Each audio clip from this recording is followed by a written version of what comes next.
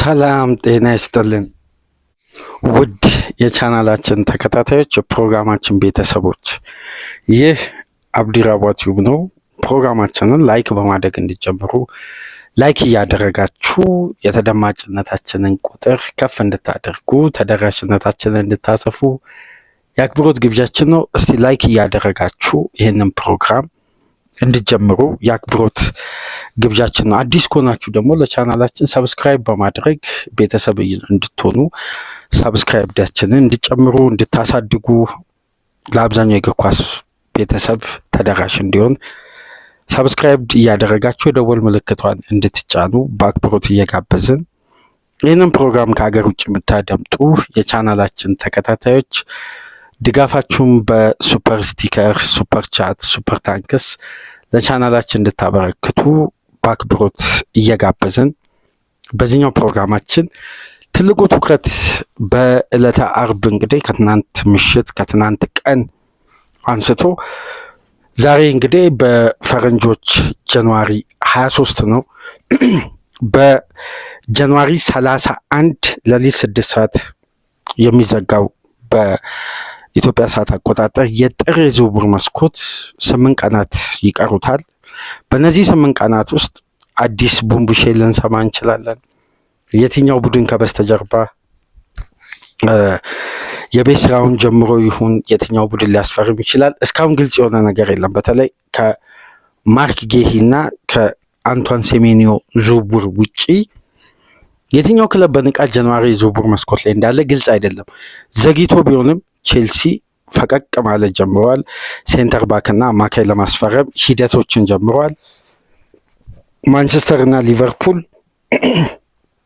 ገባ ወጣ በሚል የዝውውር እቅድ ውስጥ ናቸው የሚገኙት። አርሴናል በዚህ የዝውውር መስኮት ምንም አይነት ተጫዋች አያስፈርምም። ምክንያቱም አርሴናል እስኳዱ ሙሉ ስለሆነ ለየትኛውም ተጫዋች ስፔስ ስለሌለ፣ ስለዚህ የትኛው ክለብ አሁን በገበያ ላይ አክቲቭ ሆኖ እየተንቀሳቀሰ ነው የሚለው ጉዳይ እንግዲህ ከትናንት ጀምሮ አንዳንድ ጉዳዮች እየወጡ ነው። በተለይ ውስጥ ባሉ ክፍተቶች፣ ውስጥ ባሉ መፍትሄ በሚያስፈልጉ ጉዳዮች፣ ውስጥ በሚቀሩ አሳሳቢ ጉዳዮች ላይ ከፍተኛ መነጋገሪያ ርዕስ እየተፈጠረ ነው የሚገኘው። የበለጠ ደግሞ የሚያስደነግጠው ለእንግሊዝ ክለቦች የቤት ስራ ለሳመር የሳውዲ ፕሮ ሊግ ከወዲሁ መልእክቱን አስተላልፏል።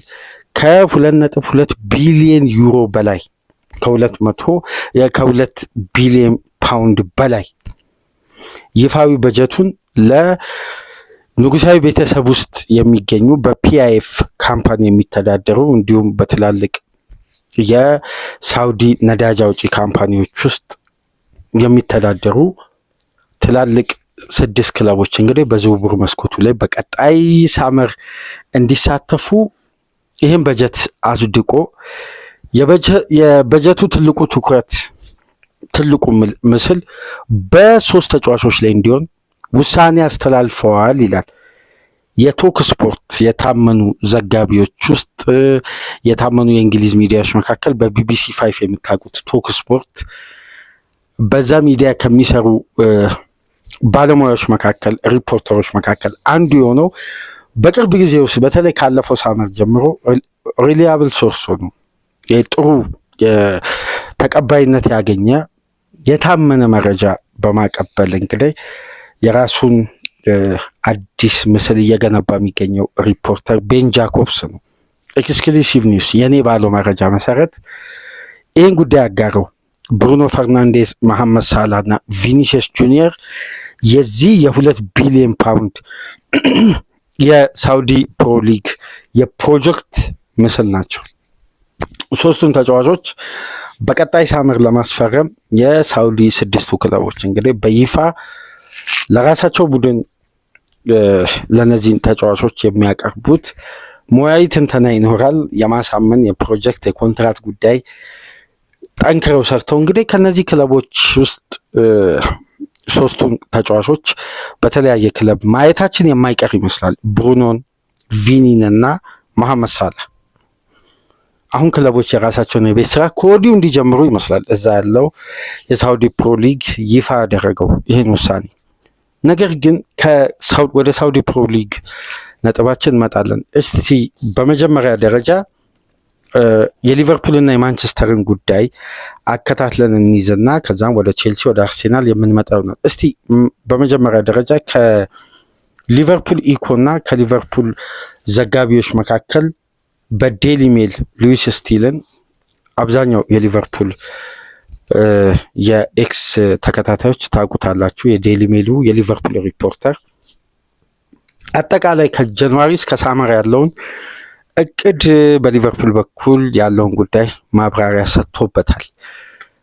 የመጀመሪያው ነጥብ የምናገኘው የመሐመድ ሳላን እና የሳውዲ ፕሮ ሊግ ግንኙነት ነው። ሊቨርፑል ሳላን እስከ 2027 የማቆየት 100% እቅድ ነው ያለው። በየትኛውም መመዘኛ በቀጣይ ሳመር መሸጥ አይፈልጉም።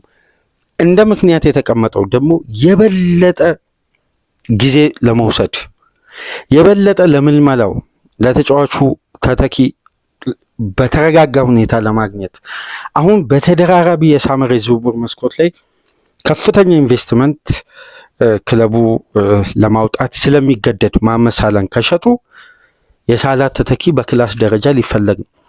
ኦሊሴ ይባላል፣ ባርኮላ ይባላል። በተለያየ ጊዜ በርካታ ተጫዋቾች ከክለቡ ጋር እያያዛሉ። ስለዚህ ሊቨርፑሎች አሁን እቅዳቸውን አስረዝመው የምልመላ ኔትወርካቸውን ለማስፋት ነው የሚያስቡት። ነገር ግን የሳውዲ ፕሮ ሊግ ከራሂም አባስ ጋር ከመሐመድ ሳላ ኤጀንት ጋር ቅድመ ስምምነት አንዱ ቡድን ሳይፈጽም እንዳልቀረ እየተዘገበ ነው የሚገኘው እና ለሊቨርፑል እምቢ ሊሉ የማይችሉትን ከ40 እስከ 50 ሚሊዮን ፓውንድ ለአንድ ዓመት ኮንትራት ብቻ ለማቅረብ አንድ የሳውዲ ክለብ ስሙ ያልተጠቀሰ ቅድመ ዝግጅቱን በዚህ የጃንዋሪ የዝውውር መስኮት የቃል ስምምነት ፈጽሞ ከዛም በኋላ ለክለቡ ኦፊሻል ጥያቄ ለማቅረብ ቀጣይ ሳመርን እየተጠባበቀ መሆኑን እንግዲህ ሉዊስ ስቲል አያይዞ አንስቷል። ከባድ ራስ ምታት ለኤድዋርድ እና ለሪቻርድ ሂውዝ አዲስ ጉዳይ ይዞላቸው ብቅ ብሏል። በወቅታዊ ፐርፎርማንስ ሳይሆን ሳላን ከስብስቡ መቀነስ በቀጥታ ተተኪ ያስፈልግ። የትኛውም አሰልጣኝ ቢመጣ የእሱን ተተኪ ይፈልጋል። ያን ተተኪ ማቅረብ ደግሞ ቢያንስ በሳላ ደረጃ ባይሆን እንኳን ስኬሉ ክላስ መሆን አለበት። ስለዚህ የምልመላ ስቴፑ እንደ አዲስ ሊከለስ ነው። ያን ቦታ ጥለው ማለፍ ስለማይችሉ አሁንም የሊቨርፑል ፋይናል ሰርድ የኢሳቅ መጎዳት፣ የአንዳንድ ተጫዋቾች መልቀቅ የተወሰነ ዴብዙ ላይ ኬዛን ስለማያምኑበት አሰልጣኙ ባላንሱን አሳጥቶታልና የበለጠ ሌላ ራስ ምታት እንዳይሆን ተሰክቷል እና አሁን መሐመድ ሳላ ወደ ሳውዲ ፕሮ ሊግ ቀጣይ ሳመር የመሄድ ቻንሱ ከ50% በላይ ሆኗል። ይሄ ጉዳይ አንደኛው ትኩረት ነው። ሁለተኛው ጉዳይ እዛው ሉዊስ ስቲል ላይ የተመለከትነው የአደም ዋርተን ጉዳይ ነው። ይሄ እንግሊዛዊ ተጫዋች ቀጣይ ከማርክ ጌሂ ከማቴታ በመቀጠል ሶስተኛው ተጫዋች ከፓላስ እንደሚለቅ የፓላስ ኃላፊዎች ያረጋገጡት ተጫዋች ሆኗል። ምክንያቱም ደግሞ ተጫዋቹ ካለፈው ኖቬምበር ጀምሮ ከሊቨርፑል ኃላፊዎች ጋር ባደረገው ድርድር የፓላስ ስፖርቲንግ ዳይሬክተር ዳይሬክተር ኦፍ ፉትቦል ስፖርቲንግ ዳይሬክተር ፓላስ የለውም፣ ዳይሬክተር ኦፍ ፉትቦል ነው። ሁሉንም ፉትቦል ኦፕሬሽን የሚመራው ስቲቭ ፔሪች ማለት ነው። ስቲቭ ፔሪች እንዳሉት ከሆነ የክለባችን የፋይናንስ አቅም ለማዳበር ቀጣይ ሳመርን ኦሊቨር ግላስነርን ለሚተካው ማሰልጠኝ ኢንቨስት ለማድረግ አንዳንድ ያሉንን ምርጥ ተጫዋቾች በጥሩ ክፍያ ለመሸኘት እንገደዳለን ብለዋል። ማቴታን ጨምሮ ማለት ነው። በቀጥታ አደም ዋርተንን ለማለት ያክል ነው። ከአደም ዋርተን ተወካዮች ሊቨርፑሎች አገኙት ባለው መረጃ መሰረት 80 ሚሊዮን ፓውንድ ለተጫዋቹ ፓላስ ይፈልጋል በአጠቃላይ ፓኬጅ። ይህንን ደግሞ ለመክፈል ሊቨርፑሎች በጣም ከሚፈለገው በላይ ደስተኛ ሆነዋል እና በፍጥነት ይሄን ጉዳይ ሪያክት ለማድረግ እንደ ሂጎ ኤኪቲኬ ዝውውር ቀደም ብለው ማርች ላይ የዝውውር አብዛኛውን ሂደት ቢዲንግ ዋር ውስጥ ላለመግባት ከእንግሊዝ እስከ ስፔን ድረስ እስከ ጀርመን ድረስ ስለሚፈለግ አደም ዋርተን ሪያል ማድሪድ፣ ሙኒክ፣ ምናልባት ፒኤስጂም ሊገባ ይችላል የሚሉ ሩመርሶች ነበሩ በአንድ ወቅት። በፕሪሚየር ሊግ ማንቸስተር ይፈልገዋል፣ ሲቲ ይፈልገዋል ይህን ተጫዋች። ስለዚህ ቢዲንግ ዋር ውስጥ ላለመክፈል ቀደም ብሎ እንደ ናቢ ኬይታ ዝውውር ይህን ተጫዋች ለማዘዋወር እንግዲህ ቅድመ ዝግጅቶች ተጠናቀው እንደውም ሉዊስ ስቲል እንደሚለው ከሆነ ወደ ጥረት ተጀምሯል። አንዳንድ ዘገባዎች ላይ የተመለከትኩት ማንቸስተር ዩናይትድ ካሰሚሮን ጋር እንደሚለያይ ኦፊሻሊ ኮንፈርም ከተደረገ በኋላ ማንቸስተር ዩናይትድ ዝውውሩ ላይ እንደሚገባ ከታወቀ ከፍተኛ የዋጋ ንረት ስለሚያመጣ ወይም ከፍተኛ ቢዲንግ ዋር ስለሚፈጠር በዚህ የዝውውር መስኮትም አንዳንድ ያልተጠበቁ ዝውውሮችን በመጨረሻ 3-4 ቀናት ውስጥ ሊያደርጉ ይችላሉ፣ አስፈርመው እዛው እንዲቆይ። ይሄም እንዲህ አይነት ቅድመ ዝግጅት ሊሰራ ይችላል የሚሉ ዘገባዎች እዛ ጋር ተያይዞ ተነስቷል። ለማንኛውም ግን አደም ዋርተንን በ80 ሚሊዮን ፓውንድ ለማስፈረም በተጫዋቹ ተወካዮችና በሊቨርፑል ኃላፊዎች መካከል ኦፊሻል ይፋዊ ድርድር ተጀምሯል። እንግዲህ ምን ያክል ደረጃ ይዝለቅ በቀጣይ ከነ ዴቪድ ኦርኒስተን ደግሞ የተሻለ አፕዴት የምንጠብቅ ይሆናል። ሶስተኛው ነጥብ እንግዲህ ሚኪ ቫንደቬን እና በቶክ ስፖርት የተዘገበው የምሽቱ በኢትዮጵያ ሰዓት አቆጣጠር 6 ሰዓት አካባቢ ኤክስ ላይ ገብታችሁ ከሆነ የሆነ ያልተጠበቀ መረጃ ነው ሊክ አድርጎ የወጣው። በተለይ የስልክ ልውውጥ ምናልባት እሱ መረጃ ከተመለከታችሁ አላቅም፣ ቶክ ስፖርት ላይ ወይም የአሌክስ ኩክ ዘገባ ላይ ገብታችሁ መመልከት ትችላላችሁ። ከአንድ የቶትናም ተወካይ በቀጥታ ለሚኪ ቫንደቬን የተደረገ ጥሪ ነው። እንግዲህ በስልክ የትኛውን ኮንትራት አልፈርምም የተላከ ኦዲዮ የስልክ ልውውጥ ይሁን አልታወቀም፣ ግን በአንድ የቶትናም ደጋፊ ሊክ አድርጎ የወጣ ነው። እንግዲህ ቶክ ስፖርቶች ደርሰውናል ብለው በቀጥታ ኦዲዮን ለቀውታል እና ከዛም በኋላ ኦዲዮ በድጋሚ ሴቭ አድርገን እዚህ ጋር ልናስገባ ስንል እንግዲህ ህጋዊ አይደለም እና በትክክል ኦዲዮን አጥፍተውታል መሰለኝ፣ ሊሰራልን አልቻለም። ሚኪ ቫንደቬን እና የቶትናም ተወካይ ባደረጉት ውይይት ቫንደቬን በይፋ እኔ በዚህ ክለብ ባለኝ ቀሪ ኮንትራት መቀጠል አልፈልግም እና ኦፊሻል ጥያቄ ላቀረቡ ክለቦች ልቀቁኝ የሚል ቀጥተኛ ንግግር ነው የተናገረው ነው። እንግዲህ ቶክ ስፖርት ላይ ገብታችሁ መረጃውን በጽሁፍ መልክም ቀርቧል። ነገር ግን መጀመሪያ ኦዲዮ ተለቆ ነበር። ከዛም በኋላ ያጥፉት ምን ይበል ኦዲዮ ብቻ አይከፍትም እዛው ቶክ ስፖርት ላይ እና ሚኪ ቫንደቬን በይፋ የቶትናም ኃላፊዎችን እንዲለቁት ከፍተኛ ጥረት እያደረገ ነው። አዲሱን ኮንትራት ውድቅ አድርጓል። 3 ዓመት ተኩል ይቀረዋል። ይሄ ተጫዋች መጀመሪያም እንደምታስታውሱት በሊቨርፑል የቀድሞ ስፖርቲንግ ዳይሬክተር ዮርጊ ሽማድክል አማካኝነት በጊዜያዊነት የሊቨርፑል ስፖርቲንግ ዳይሬክተር የነበሩ ሰቦዝላይ፣ ማካሊስተርን፣ ግራቨንበርክን፣ ኤንዶን ያስፈረሙት ለቤሊንጋም 105 ሚሊዮን ፓውንድ መክፈል እብደት ነው በማለት የኤርገን ክሎፕን ሀሳብ ያስቀየሩ ባለሙያ መጀመሪያ መልምለው ለሊቨርፑል ለመጪው ኃላፊዎች ለቀጣይ ኃላፊዎች ያስተላለፉት አንደኛው ተጫዋች የነበረው ሚኪ ቫንደቬን ነው እና የሊቨርፑል ደጋፊ እንደሆነ በስፋት የሚነገርለት ይሄ ሆላንዳዊ የመሀል ተከላካይ እንግዲህ የብሔራዊ ቡድን ጓደኞችን ራያን ግራቨንበርግ፣ ኮርሊ ጋክፖ፣ ፍሪፖንግን፣ ቫንዳይክን ለመቀላቀል ወደ አንፊልድ ሊያመራ የሚችልበት እድል ሰፍቷል። አሁን ተመልከቱ፣ ዋርተን፣ ሚኪ ቫንደቬን ይሄ ግንባታው ዋርተን 22 ዓመቱ ነው፣ 23 ዓመቱ ነው። ቫንደቬን 24 ዓመቱ ነው። የሊቨርፑል ኃላፊዎች አዲሱ ፕሮጀክት ያወጡት የእድሜ ስኬል ይሄ ነው። ከ25 ዓመት በታች የሆነ ተጫዋች ነው የሚያስፈርሙ። ምክንያቱም የቡድን ግንባታ ስለሆነ ለአንድ 5-6 ዓመት ሊቨርፑል ተጨማሪ ገንዘብ በገበያ ላይ ላለማውጣት ማለት ነው እና ይህንን ተከትሎ ቶትናሞች እስከ 100 ሚሊዮን ፓውንድ ሊጠይቁ ይችላሉ የሚል ዘገባ ተያይዞታል። 100 ሚሊዮን ፓውንድ ለ3 ዓመት ተኩል ሴንተር ባክ 24 ዓመቱ ነው። ግን የቶትናም የዋጋ አጠያይቅ በጣም የተጋነነ ነው። ግን ከተጫዋቹ ፍላጎት የኩናቴ ኮንትራት አለመፈረም የቫንዳይክ እድሜን ከግምት ውስጥ በማስገባት ምናልባት ሊደፍሩ ሊቨርፑሎች ይችላሉ የሚል ዘገባ ተያይዞ ተነስቷል። የመጨረሻው በሊቨርፑል በኩል የወጣው ዘገባ እንግዲህ ያኒ ዲያሞንዴን ይሄ የክንፍ ተጫዋች በአፍሪካ ዋንጫ ወቅት ለአንድ ሚዲያ ቀርቦ በአንፊልድ መጫወት እፈልጋለሁ ብሎ መግለጹን ተከትሎ ይሄ ተጫዋች ወደ ሊቨርፑል ይመጣል የሚለው መረጃ በጣም ሰፍቶ ነበር። በጊዜውም በተለያዩ ወቅት ከሊቨርፑል ጋር ስሙ ይነሳል። ሊቨርፑል በራደር ውስጥ ካካተታቸው ተጫዋቾች ውስጥ አንዱ እንጂ ሊቨርፑል ለአርቢ ሌipzig 100 ሚሊዮን ዩሮ አቅርቧል ምናምን የሚለው መረጃ ከእውነት የራቀ ነው። ያኒ ዲያሞንዴ በእርግጥ በሊቨርፑል ኃላፊዎች ተመልምሏል፣ ግን የመጨረሻ ታርጌት ተጫዋች አይደለም። በርካታ ተጫዋቾች አሉ። ኬራን ኤርልዲዝ አለ፣ ብራድሊ ባርኮላ፣ በርካታ አማራጮችን ይዘዋል። ይሄ ተጫዋች ተካቶበታል እንጂ የመጨረሻ የሊቨርፑል ፕላን አይደለም።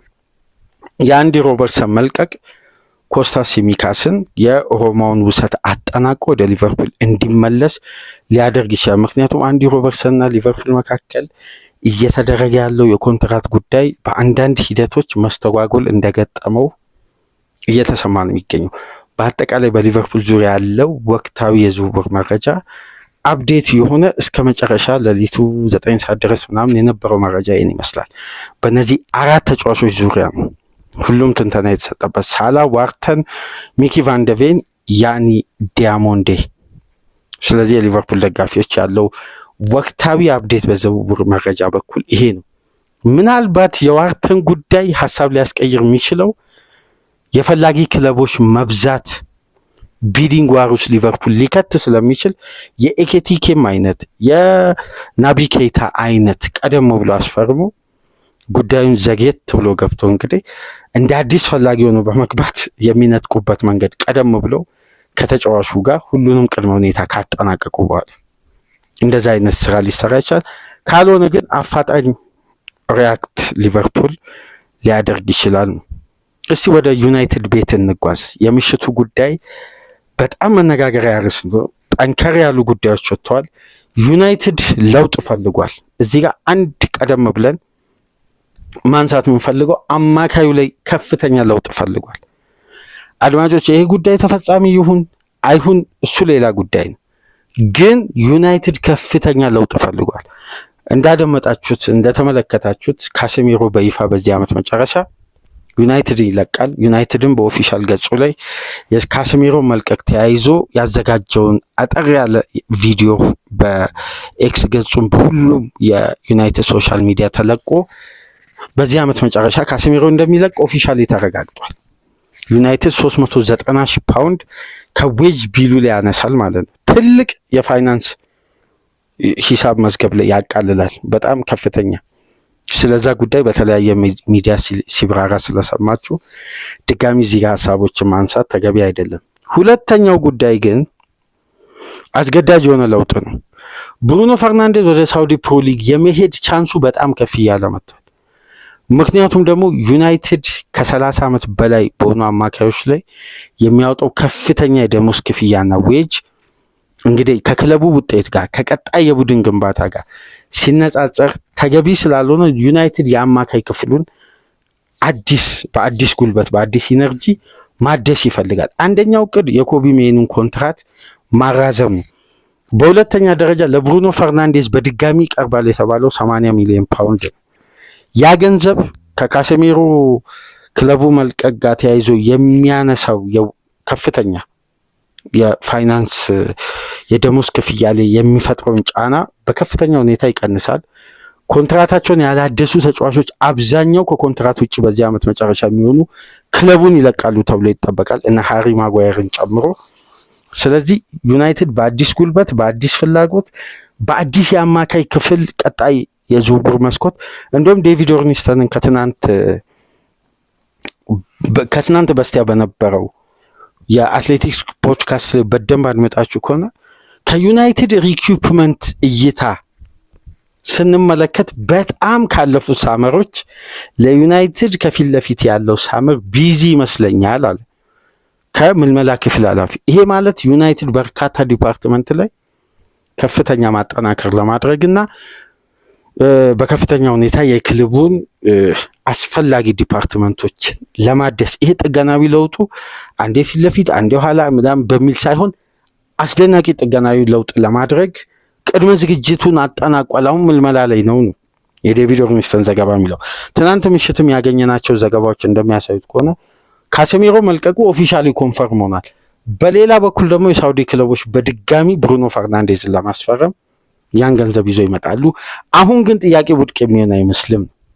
ብሩኖን ለመሸጥ ጊዜው ቀጣይ ሳመር ነው ብለው ያምናሉ የዩናይትድ ኃላፊዎች። ትልቁ መረጃ ኮቢ ሜኑ ኮንትራት ለመፈረም የፈጠነ ድርድር እየተደረገ ነው። አሞሪም ቢቆይ ሜኑ በጭራሽ ዩናይትድ ቤት አይቆይም።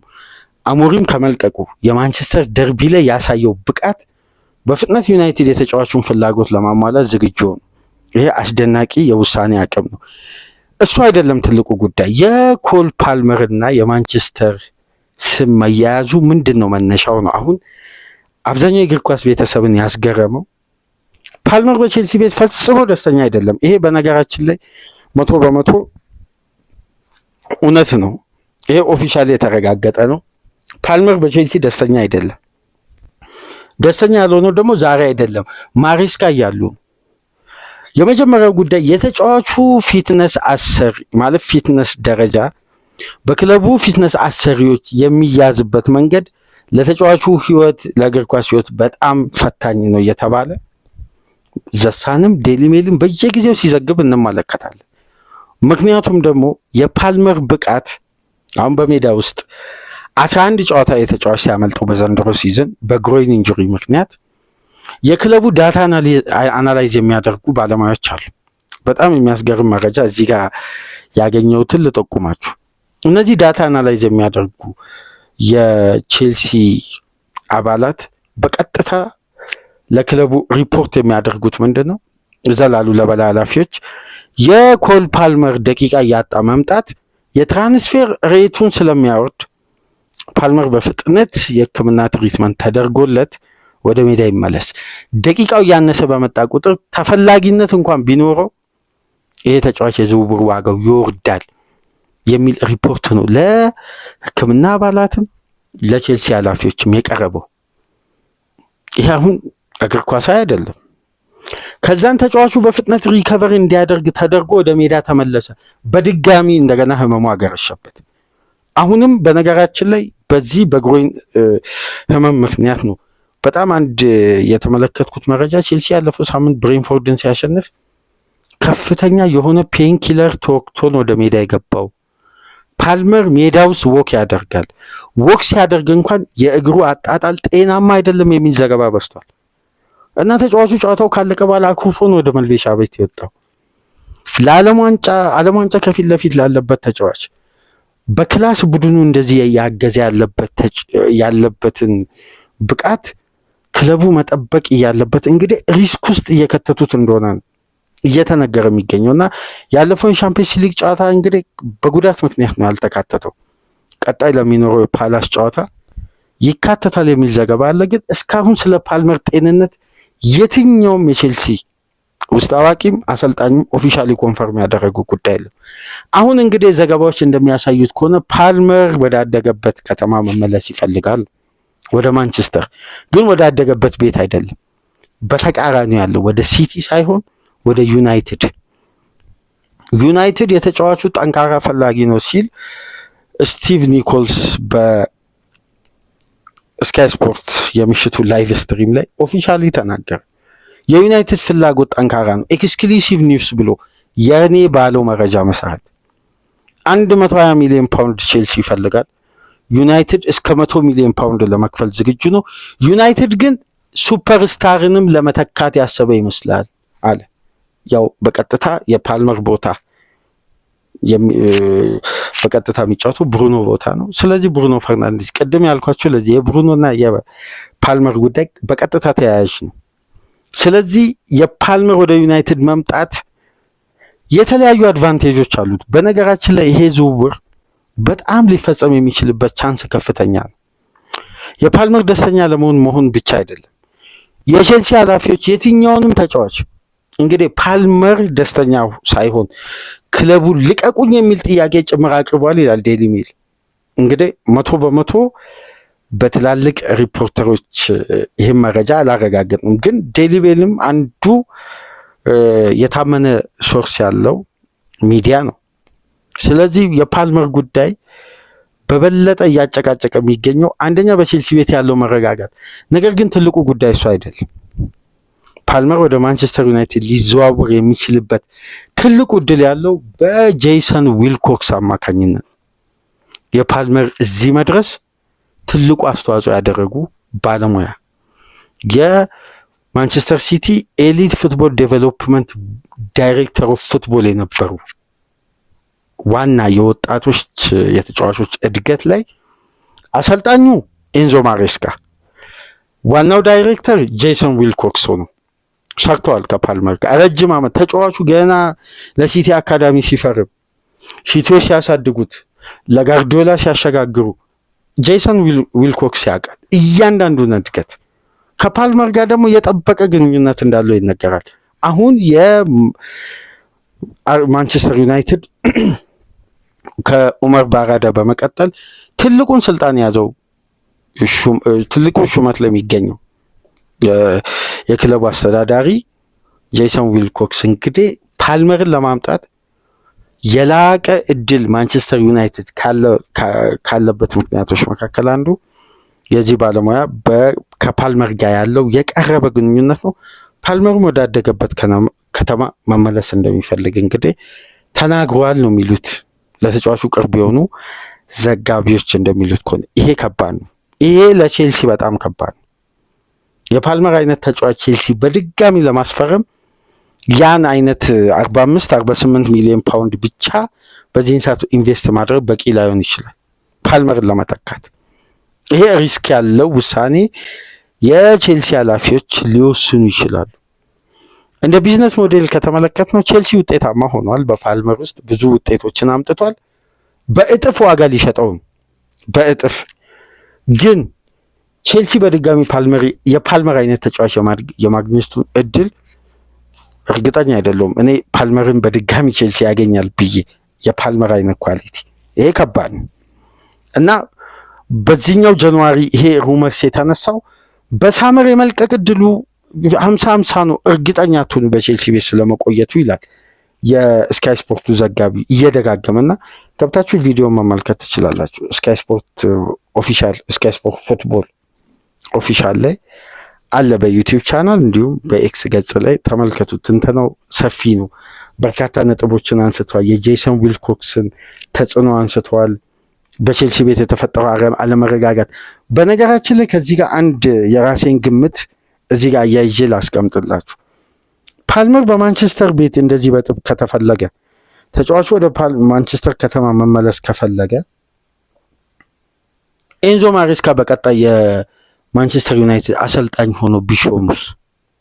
ይሄ ግል ጥርጣሬ። ሁለተኛው ጥርጣሬ ደግሞ የምታስታውሱ ከሆነ የኤንዞ ማሬስካ በቼልሲ ቤት አለመረጋጋት የፈጠሩት የዩናይትድ ኃላፊዎች ናቸው በሚል የዘሳን ዘገባ በአንድ ወቅት መረጃውን አጋርቻችሁ ነበር። ከሲቲ ጋር ስማቸውን በማገናኘት እና ከፍተኛ አለመረጋጋት የፈጠሩት በሚዲያው በኩል የሚል ዘገባ ነበር እና የፓልመርና የዩናይትድ ስም ተያይዞ መውጣቱ ምንም አይነት የመረጃ ስህተት የለም። ኦፊሻሊ የተረጋገጠ መረጃ ነው። በፓልመር ወቅታዊ ሁኔታ እንግዲህ የማንቸስተር ዩናይትድ ኃላፊዎች ነቃ ብለው በዝውውሩ ላይ ትኩረት አድርጓል። በአጠቃላይ ግን ዩናይትድ ከፊት ለፊቱ ሰፊ የዝውውር ገበያ እየጠበቀው ነው። በጣም ከፍተኛ ኢንቨስትመንት በዩናይትድ በኩል ይደረጋል ተብሎ ይጠበቃል። ካሰሚሮን ለመተካት የመጀመሪያ ትልቁ ተቀዳሚ ምርጫ ያደረጉት ኤሊየት አንደርሰን መሆኑ ተረጋግጧል ማለት ነው። በዩናይትድ በኩል ያለው መረጃ ይህን ይመስላል። እስቲ ወደ ቼልሲ እንግባ እና ደግሞ ለንደን የፓልመር ጉዳይን ከማንቸስተር ጋር ያይዘን አነሳን። ቼልሲዎች በነገራችን ላይ ፓልመርን ከሸጡ የቼልሲ ኃላፊዎች እነ ፖል ዊኒስተርሊ እነ ላውረን ስቲዋርት ምናልባት ቼልሲ ባለፉት 6-7 ዓመት ውስጥ በዝውውር በኩል ከፈጸማቸው ስህተቶች ውስጥ ትልቁ ስህተት ሊሆን ይችላል። ማንቸስተር ዩናይትድ ደግሞ ባለፉት 4-5 የዝውውር መስኮቶች ላይ ካደረጉት ዝውውር ውስጥ ምርጡ ዝውውር ሊሆን ይችላል። በሁለቱም በኩል እዚህኛው ጋር 100% ኔጌቲቭ ጉዳዮችን ጥሎ መሄድ፣ እዛ ጋር ደግሞ የበለጠ የኔጌቲቭን ተቃራኒ ያክል ፖዚቲቭ ነገር ነው የሚነሳው። ኦልድ ትራፎርድ ቤት ፓልመር የብሩኖን ያክል ብለን እርግጠኛ ሆነን ላናነሳ እንችላለን። ዝውውሩ ድርድር የለውም፣ ምንም የለም እስካሁን ድረስ። ግን የፍላጎት ጥንካሬ በዩናይትድ በኩል አለ። ለመሸጥ የማንገራግረው ቼልሲ አለ። ይህን ጉዳይ ነው ምናምነው። አሁን ላይ ባለው እውነታ ሊለቅ ይችላል ወይ? በደንብ ሊለቅ ይችላል። በቼልሲ የአሰራር ደንብ፣ በዩናይትድ ጠንካራ ፈላጊ መሆን፣ በተጫዋቹ ተጽዕኖ፣ በቼሰን ዊሎክስ የመደራደር አቅም እና ተጫዋቹን የማሳመን ጫና የመፍጠር ብቃት ማለት ነው። ስለዚህ ለቼልሲዎች ቀጣይ ጊዜ ምናልባት የደጋፊውን ተቃውሞ የበለጠ ሊያጋግል የሚችል እንግዲህ ባለፈው ዕለት በተገኙ ድሎች የተቃውሞ ቁጥር ማንሶ 280 ደጋፊ ብቻ ነው ተቃውሞ ወደ ቤቱ የተመለሰውና አሁን የተቃውሞም ጉዳይ ሰከን ብሏል። በቲሙ ፐርፎርማንስ እንግዲህ ደጋፊ ትንሽ መረጋጋት እያሳየ ነው። ለማንኛውም የፓልመርን ጉዳይ በቅርበት ተከታተሉ። በጣም መረጃዎች በስፋት እየወጡ ነው የሚገኙት። ቼልሲ ቤት እንግዲህ ያልተጠበቀው ጉዳይ የዳግላስ ሉዊዝ ጉዳይ ነው። ዴቪድ ኦርኒስተን ኦፊሻሊ ያረጋገጠው ዳግላስ ሉዊዝን ከጁቬ አሁን በኖቲንጋም በውሰት የሚገኘውን ከዩቬ በውሰት ቼልሲ ለማስፈረም በቀጥታ ድርድር ጀምሯል። የዩቬ ንብረት የሆነው አሁን በውሰት ኖቲንጋም የሚገኘውን ዳግላስ ሉዊዝ የቀድሞ አስቶን ቪላ፣ የማንቸስተር ሲቲ የ6 ቁጥር ቦታ ተጫዋች በቼልሲ እና በሊያም ሮሲኔር በተለይ ጥቆማ በተደረገው መሰረት የሮሜዮ ላቪያ ጉዳት፣ የሞሲስ ካሴዶ እና ቀጣይ ፊክስቸሮች የተደራራቢ ጨዋታ ጫና ትኩረት በማድረግ ዳግላስ ሉዊዝን ወደ ስብስባቸው ለማምጣት ቼልሲዎች የፈጠነ ውሳኔ ለማስተላለፍ ድርድሮች ተጀምረዋል። በዛሬ ስራ ቀን እስከ ሰኞ በሚቀጥለው ድርድር ምናልባት ዳግላስ ሉዊዝን ቼልሲ የማግኘት ቻንሱ የበለጠ ከፍ ብሏል። ይሄ ተጫዋች ወደ ስታንፎርድ ብሪጅ የመዘዋወሩ እድል በጣም ሰፊ ነው። እንደ ዘገባዎች ከሆነ ተጫዋቹ አንደኛ በኖቲንጋም ፎረስት በሁሉም ውድድሮች 13 ጨዋታ ብቻ ነው የተጫወተው። ደቂቃም እያገኘ አይደለም። በቦታው ላይ ያለውን ፉክክር እንግዲህ ኤሌት አንደርሰን በብዙ ርቀት ቦታውን ሃንድል ማድረግ ችሏል። ስለዚህ ዳግላስ ሉዊዝ በኖቲንጋም ፎረስትም ደስተኛ አይደለም። ጁቬዎችም መመለስ አይፈልጉም። ስለዚህ ቼልሲ ይሄን ተጫዋች በውሰት ለቀሪ 6 ወር የመውሰዱ እድል በጣም ሰፊ እንደሆነ ዘገባው ላይ መመልከት ችለናል። የጀረሚ ጃኩዌት የዚህ ሴንተር ባክ ጃኩዌ ጉዳይ አሁንም መነጋገሪያ ርዕስ መሆኑን ቀጥሏል። ቼልሲዎች ኦሬንስ የጠየቁትን 60 ሚሊዮን ፓውንድ ለመክፈል ዝግጁ አይደሉም። ቼልሲ ትልቁ ክፍያ ለተጫዋቹ ይሆናል ብለው የመደቡት 43.6 ሚሊዮን ፓውንድ ነው። ኦሬንስ ደግሞ 60 ሚሊዮን ፓውንድ ጠይቋል። ሰፊ ልዩነት አለ። እንግዲህ ድርድሮች እስከ መጨረሻ ቀን ይቀጥላሉ ተብሎ ይጠበቃል። በዚህ በሚቀጥለው ሳመር ግን ዩናይትድ አማካይ ክፍሉን ጨምሮ ሌሎች ዲፓርትመንቶችን የበለጠ ለማጠናከር ወደ ገበያ ይወጣል። ሊቨርፑል የተከላካይ ክፍሉንና የአማካይ ክፍሉን ለማጠናከር ወደ ገበያ ይወጣል። አርሴናል ምናልባት በዚህ ሳመር ወይም በዚህ የዝውውር መስኮት ዘግይቶም ሊሆን ይችላል፣ ብቻ ወደ ገበያ ከወጣ በዋነኝነት ሊወጣ የሚችለው ጋብሪኤል ማርቲኔሊ ለመተካት ነው። ከሳውዲ ክለቦች ጠንካራ ፍላጎት ይዘው ብቅ ብለዋል ለጋብሪኤል ማርቲኔሊ። ልክ እንደ ቪኒሺየስ ጁኒየር የኮንትራት መጠኑ ቢለያይም ግን እንደ ቪኒ በማርቲኔሊ በኩል ያላቸው አቋም ተቀራራቢ ነው በማለት ነው እንግዲህ ምሽት ላይ ዘገባዎች የተመለከት ነው። በአጠቃላይ በዝውውር በኩል የወጡ ዘገባዎች ይህን ይመስላሉ። በእነዚህ ክለቦች ዙሪያ ቆይታ ያደረግን። ከተመቻችሁ ላይክ አድርጉ። አዲስ ከሆናችሁ ሰብስክራይብ፣ ከሀገር ውጭ የምታደምጡ በሱፐር ስቲከር፣ በሱፐር ቻት፣ በሱፐር ታንክስ ድጋፍ አድርጉ። በሁለት ፕሮግራም ከእናንተ ጋር ዕለተ ዓርብን ቆይታ ያደረግን። የዕለተ ዓርብ ፕሮግራማችን እኚህን ይመስላሉ። ሰላም ቆዩ።